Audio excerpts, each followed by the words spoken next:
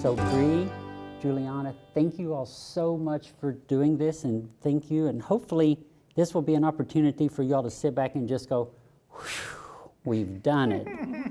What a feeling that must be for you two, to know how much energy and effort you put into making this happen, because it didn't just happen overnight. And for you all to be here on day one of first event, just explain to me, Bree, what is that feeling like? In some ways, it's bittersweet. You know, the planning's done, the conference starts. It's very exciting to see everybody start coming in. Everybody's happy to see each other. The planning staff has been working extremely hard. This is all volunteer. Nobody's paid. And the amount of time and effort that they put into this conference is amazing. I know that just walking around outside and seeing all of the smiles on all these people's faces, you all have helped put those smiles on their face, Juliana. And I saw you earlier just out jibber-jabbering with people, having the time of your life talking with people. Have you always had a passion to help people like this, or is this just something that you've discovered recently?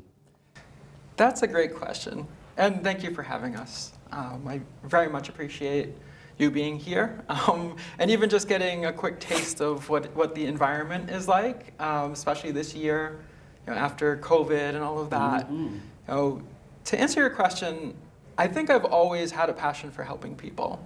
And before I transitioned, I wasn't really able to do it in the capacity that I wanted to and needed to. And by living my truth and being my authentic self and really demonstrating a level of self-love as a part of that transition, I'm able to give back more and more and more. And so thank you, like that pleases me for you to say, you see that I'm passionate about this. Yes. In that I'm on this earth to help. I want to be able to give back. I want to be able to provide support that for some people they don't have, especially if they're early in their transition, and even if they're not. I feel like a lot of us went on this journey without any assistance whatsoever. Like I know for myself, coming from East Tennessee, I had a small, tiny pocket of resources that I could rely on, and those resources could so easily be taken away from me because of just the logistics of life. And I know that this event has been going on for a long time. I think I saw somewhere that this is one of the longest running conferences for trans people in the nation, possibly the world. That's correct. Can you tell me a little bit about the history of this event? I can. So this organization started as a small group of people who got together because they were different back then, right? In the 80s, it started as a small group where they would get together, they would change, and they would just enjoy being themselves. And when that get-together was over, they would change back, and then they would go back to their lives outside, in the outside world. And so that was in the early 80s. Wow. So the organization started in the early 80s, and first event actually started as a dinner with perhaps 6 people, 8 people, and that's when it started back in the 80s. So it was sort of around the same time that TCNE began. First event began as a dinner. This has been going on for a long time, and that the first event, there was like 6 or 7 people that were coming together. There weren't cell phones back then, there wasn't email back then, there wasn't any way other than word of mouth and flyers and things such as that. So how did these people come together before the advent of all of this high-tech stuff that we're using now? I started to understand that I was different before the internet. And I'm dating myself, but and when you don't have that resource to you, when you don't have that information, you think you're the only one. True. Yeah, you think you're the only one. And so back then what would happen is there were magazines, and organizations like TCNE would take ads out in magazines saying, we have this support group, and if you're interested, call this number, go to this phone booth, we'll call you, we'll interview you. And that was roughly the process that TCNE had. It was a interesting process to get to the clubhouse. So you would go to a phone booth. So yeah. So in the beginning, they had to vet the people that they let into the organization and let know where this this meeting Because place of was. safety issues. Because of safety issues. And so that entailed you would show your interest in a way, and they'd say, all right, we'll go to this phone booth at 6 p.m. on Saturday, and we'll call you. And so, and again, no cell phones, no internet. So they would call you, you'd answer the phone, and you'd have the phone interview. Then someone would meet you in a public place. They'd meet you, they'd talk to you about different things, and then they would determine whether or not they thought it was safe to let you come to a meeting. That is fascinating. I know that when I affirmed my authentic self back in the early 90s, we did have a support group, but it was through our therapist. Somehow or another, the therapist that we went to brought us all together and had enough passion. This is in East Tennessee, Sure. where, you got to be very secretive about it. And our therapist vetted people. You were talking about the volunteer staff is huge here. I would imagine that when you all are organizing this, the vetting process just to find volunteers is pretty tough. Like, I can't imagine, I'm not picturing a long line of people waiting in a phone booth line to pick up a phone to answer it, but I'm assuming that there is a vetting process for people to volunteer with this program also. And how does that work? So when it comes down to volunteers, we actually have a lot of people who are willing to, in whatever capacity that they can.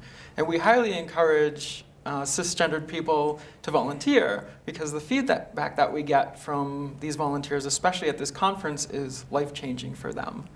Because they get to know trans people, they get to have an idea of the trans experience, and they really gain a lot of insights into it. And so we're always looking for help. And usually when we put that call out for help, within our own channels, that we end up having a lot of people that raise their hands and come here. And so you mentioned that things are slowly changing. Absolutely agreed, as is our organization. As we change and we move forward. We are fortunate to be in what some people call the liberal bubble of the Boston area. So that is an element of the willingness and openness of volunteers to help us out. Having said that, it is overall a very, very positive experience for the vast majority of people. The group that we have right now on the board of directors for the Trans Community of New England and for the First Event Planning Team are outstanding. And we have very diverse backgrounds in terms of gender identity and our professional backgrounds. And sometimes I play peacekeeper. Yes, I do. And that's why I'm in this role as president, because I want to make sure that we're staying true to our mission and also embracing the diversity within our group to do so. So right now, in terms of both planning and TCNE board members, we have wide range of ages and gender expressions. So we have trans women, we have trans men, we have cis women, we have non-binary and gender non-conforming folks. And it is that diversity that is making this group incredibly successful. No doubt about it. And so, Bree, what are some of the changes that have taken place this year from previous, like last year or the year before with the conference? So it's interesting. I want to kind of speak a little about what Juliana said. What we're talking about here in this organization is culture change. And culture change is hard. So we have this core group of people who have been involved at TCNE and used to go to the clubhouse, which is no longer. The clubhouse became not as useful during COVID, of course, and it wasn't in keeping with where we want to go. And so we had to shed that. And there were several people who were very resistant to that and very vocal about that. So culture change does not come quickly. That being said, the conference has changed its complexion since 2019 quite a bit. The conference has primarily served trans feminine folks. That is the content that was provided. And there were occasional other gender nonconforming individuals, trans masculine, gender nonconforming, but really it was about the trans feminine cohort. We've worked very hard in the last 6 years to change that. Very, very hard, because we want our organization as well as the conference to be all inclusive. And that includes expanding the tracks We actually have added workplace and ally track. We have a LGBTQ job fair here. And I think the last I heard we had 40 something or 42 companies that are here to hire LGBTQ folks. Well, we could have used that all through the history of our We community. could have, and that's just a few things that are done differently. Prior to 2019, none of that stuff was done. So it's very intentional, this change. It's very intentional, and build it and they will come, and it that's looks what's like been that. happening. The volunteers show up. We start seeing this greater diversity in volunteers. We start seeing this greater call for other organizations to get involved. Hey, we're really interested in what you're doing. Can we be a vendor? We're really interested in what you're doing. Can I do a workshop on trans in the workplace or transitioning in the workplace? Things that we haven't seen in the last 10 years in this conference are really showing up because there's a need for it. I would imagine, and you can correct me if I'm wrong, the resource that I needed the most when I first affirmed my authentic self was, how do I get hormones? How do I change my documents? My guess is that's kind of where the basic resource of the first event was. Here's help to go do these things. Now it sounds like you're evolving to the point, now you got to go get a job and keep it. You got to go find a safe place to work. And to go find a community out there that's willing to come in and teach us how to do that is life-saving. And I can't, every time I think about this event, it reminds me of a student of mine that asked me one day, and I'll remember this for my whole life, a trans student came up to me, was really having a hard time in life, and said, is it always going to be this hard being trans? I had to say, yes, it's going to be hard being trans in our world, but here's the thing. Look at me. I'm a teacher. I'm doing good in the world. I have a job. I have a partner. I go play sports. I have a huge friend base. I also then explained there are resources out there for you that will help you move along in life. And that's what you all are doing here. There's so many people that are going to leave here that lives are going to be saved. And in my book, that's really what this whole thing is about, is yes, you're giving us all of this information, but you're also saving lives. And you're giving people that energy to make it to next first event. Like they come here and they leave and they're like, first event, come again, first event, come again. First event saved Juliana's life. It did. And that's why I do what I do. I went to first event in 2018 for the first time. And at the request and suggestion of a gender therapist. And I went there, it was in a different hotel, not too far from here. And I was terrified to leave my hotel room, to go downstairs and meet other trans people. I didn't really know any other trans people. I started transitioning alone because I felt like no one would understand me. And at that conference, I met lots of wonderful people. Trans, cis, lots of wonderful people.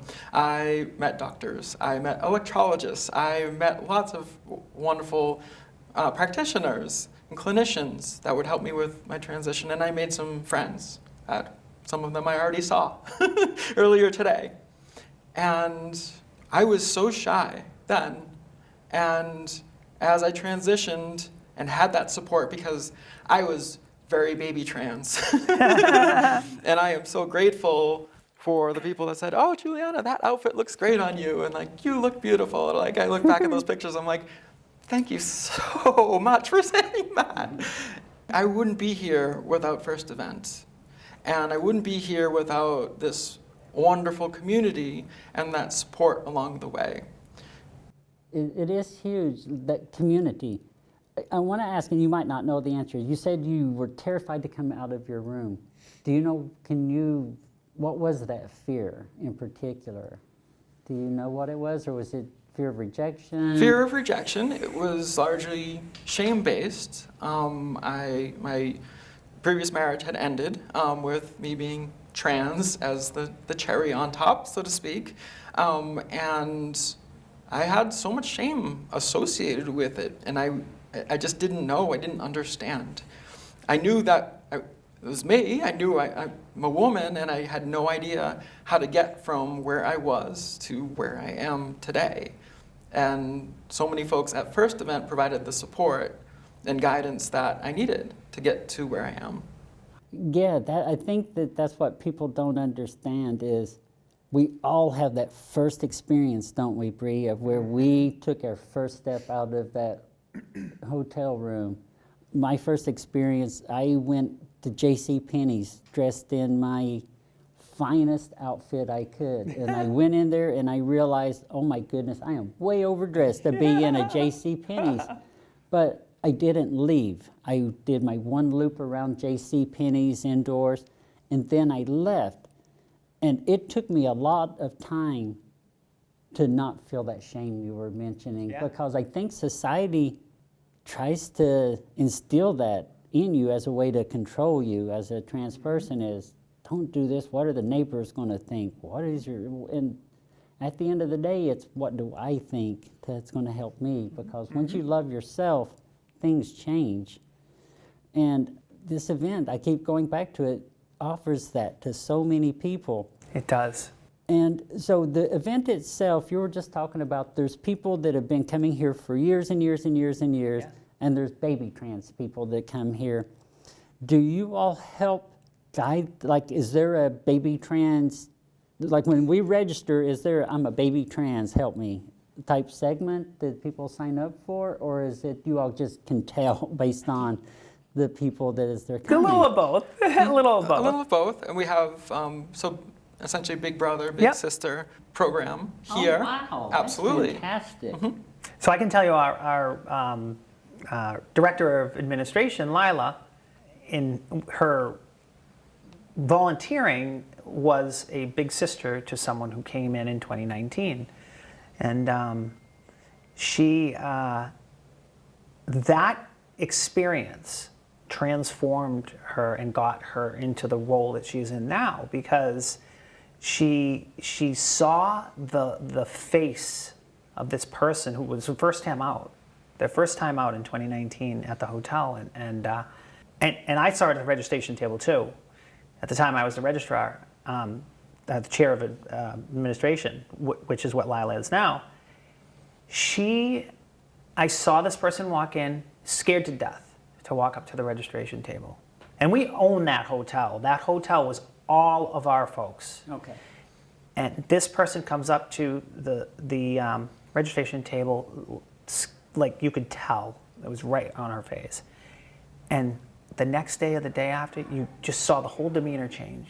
And this person was transformed in a few days. And Lila got that light and Lila said, I need to be involved with this conference more. I need to volunteer more, because that is the reason why we do this. Yeah, I had no idea about this Big Brother, Big Sister part of it, and that's right there on the registration for people? Okay, I'll have to, so a cis, my partner is a cis woman. She is new to the community. Like when we met, I told her, I'm like, look, you have grabbed a tiger by the tail. Oh, yeah. So you just need to understand that we, as trans people, by definition, are rule breakers. We are. And we're also change makers. Like, as soon as we affirm our authentic self, we have changed the world. Do you all also have like a track of big brothers and big sisters for like my partner who's coming here this weekend who doesn't have a clue what to expect? Is this for cis people also? We do have a track for significant others, and that's something we've had for many years. And in fact, that was in part like what helped me initially, was that my girlfriend at the time, in 2018, went to the SO group. And she was able to kind of make some friends for me, which was like that. Yeah, which was super helpful. And so the SO track is really important to a lot of people here who come here and they're trying to navigate what it is, especially if their significant other is transitioning or transitioned while they were married or dating or otherwise together. And it's something that is really, really special. It is, like the fact that my partner even, like she like really wants to come and learn. And it's nice because, yes, I'm the trans partner, but I don't always want to be the teacher. Plus, I Right. bring my biases to it Of also. course, of course. So for her to be able to come here and learn from people that have no connection to me other Right. than they have the knowledge of how to help will impact her in ways that she won't understand until she has done it, and I won't understand ever because I'm not cis. So, Well, their perspective is unique, and we like to say, I like to say, people that are close to us, that we're in relationships with, whether it be our family, or our partners, or our friends, they transition with us, and their transition is different than ours. And just as we can't fully get someone who's not transitioning to empathize, same can be said about the others in our life that transition as well. You know, the family members, the significant others go through a process of their own that is unique to them. what you all are doing here, it's mind-boggling. This was no easy task. Like, I'm assuming that you all are already planning 2024. We are. And that we're, what, 5 hours into the 2023 conference and you're already looking ahead to 2024? That shows you that you all have done something right. And it's just going to keep growing. And I see all of the effort that you're putting into this, Bree. Do you, when you leave here, I know you've got other hats, do you find yourself unable to turn off the advocate part of you now, or does it follow you? I can't. Yeah, I can't. It's difficult. It's difficult to turn it off, which is a good thing. Which is a good thing. It is a good thing, but it also sometimes you want to wish you can. Like, I wish that I didn't have to always be on point as an advocate. Yeah. Yeah, it's hard, and it's sometimes hard to turn off the planner, the first event planner. So I'll share this with you. Juliana and I are partners. We live together, and that's hard. That's hard. She gets up in the morning, I have a report for her. The number of things, like, we need to do this, and we need to do this, and what are you doing with this, and what are you doing with that? And her head explodes. She's just like, I gotta wake up. I gotta wake up. I like my quiet morning. I like quiet morning. I am not a quiet person in the morning. So, yeah. So it all bleeds together. Whether it's advocacy, whether it's planning, it's pretty difficult. It can be difficult at times. There's this disconnect that somehow or another we're supposed to understand everything about the cisgender world and be tolerant of the cisgender world not understanding everything about us. And I think that what you all are doing is you're breaking that barrier. And that's the key. The key to advocacy is not amongst trans people, because we're natural advocates, right? We have to be, usually. There are exceptions. It's when you get cisgender folk to support trans people and to understand and support trans people, that's when you change the dialogue and you change the hearts and minds of others. And it's really, that is the key. You have to get people involved in a way that they wouldn't normally be involved. Like, I have a trans sister, let's say, or I have a trans cousin, right? You naturally have that connection. But for people who don't, like, we get volunteers from some companies support volunteerism, and they will pay salary for someone who comes to volunteer at a conference like this. In the past, we had an insurance company that provided 12 volunteers, and they were blown away. They were blown away. We had volunteers from that group that still volunteer today because of that experience. That's huge. Not having ever known a trans person before until they came to the conference. And that experience alone was transformative for a few people in that group. And all because their company said, hey, this is a good idea. Why don't you go over here and volunteer for this trans organization? And it was transformative just because they see, hey, these are just normal people, you know? As trans people, we're not always surrounded by trans people. No. So this weekend, in this place that we're at right now, we're pretty close to the majority. And that's got to give confidence to people that like you were saying, and you were saying earlier about how you stepped out of that door, and the first thing somebody says is, you look good in that outfit. And you're like, thank you, and you feel a little bit safer. How do you prepare someone to be in the majority that's been in the minority their entire life? My experience is a bit different in that, for me, I am a woman, right? And so trans is that label that society has placed upon me and us, right? And so to go back to one of the questions that you had before, I mean, I am helping trans people all day, Right. every day. My career is centered around supporting trans people. And so then my nonprofit work is, supporting trans people. And so being an advocate is just a part of it. I think naturally being an empath too is that, and I also like to think that I create open spaces for people to share. And so I feel pretty close to the cisgendered woman experience, even though I haven't had it specifically in this lifetime. And so to be able to connect with people and let them feel like they can ask those questions, whether they be cisgendered or trans, for them to be comfortable is the most important part. And so I'm happy to educate people regardless of gender identity, about the typical experience being trans or an atypical experience or what have you. And so as long as I am not too tied up in logistics with this conference, I can read a crowd and I'll be able to know. So whether they signed up for the, the Big Sister or Big Brother program here, I'll know and I'll be able to meet them where they are. And I think that's the most important part. Regardless of their experience, regardless of their personalities, be able to meet them where they are and let them feel comfortable, build that trust so they can ask the questions. And so hopefully they can get answers and insights.